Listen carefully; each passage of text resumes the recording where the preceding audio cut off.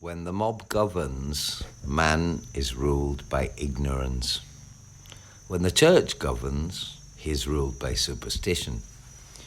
And when the state governs, he is ruled by fear. Before men can live together in harmony and understanding, ignorance must be transmuted into wisdom, superstition into an illuminated faith, and fear into love. An old saying from Manly P. Hall, extracted from his great book, The Secret Teachings of All Ages.